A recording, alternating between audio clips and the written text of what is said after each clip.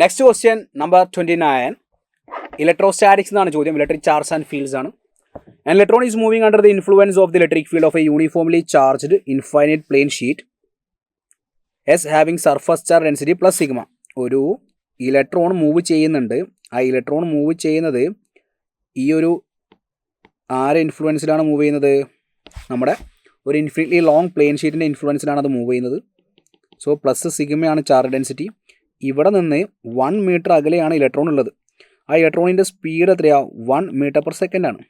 So ഇവിടുന്ന് റൈറ്റിക്ക് പോസിറ്റീവാണ്, ലെഫ്റ്റിക്ക് negative ആയിട്ട് കൺസിഡർ ചെയ്യാം. സോ ഈ ഇലക്ട്രോണിനെ ഈ ഒരു പ്ലെയിൻ ഷീറ്റ് എന്ത് ചെയ്യും? ഒരു ആക്സിലറേഷൻ അതിൻ്റെ അടുത്തേക്ക് പിടിച്ച് വലിക്കും അല്ലേ?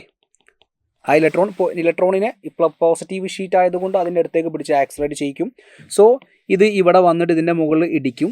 ആ ഇടിക്കുന്ന സമയത്ത് ഉണ്ടാവാൻ വേണ്ട maximum value sigma surface charge density എത്രയാവണമെന്ന ചോദ്യം. സോ ഇയാൾ മുന്നോട്ടേക്ക് പോകാൻ വേണ്ടി ശ്രമിക്കുന്നു, പക്ഷേ ഇതിനെ പിടിച്ച് ആ പ്ലെയിൻ ഷീറ്റിലേക്ക് കൊണ്ടുവരുന്നു.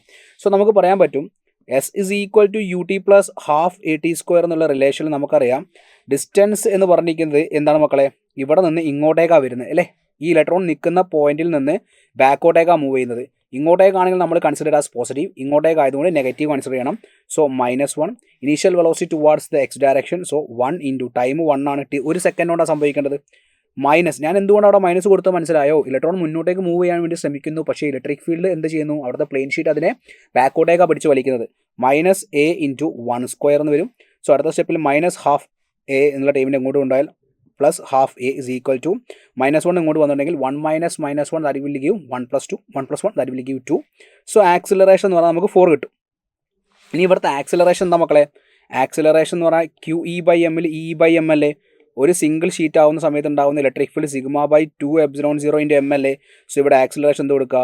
E × σ / 2 ε0 m is equal to 4. Sigma is equal to 4 × 2 8 ε0 m / E. So ഇവിടെ നോക്ക്, ആൽഫയുടെ വാല്യൂ എന്തിന് ഈക്വൽ ആണ്? 8ന് ഈക്വൽ ആണ്. So alpha should be 8. It's a nice question.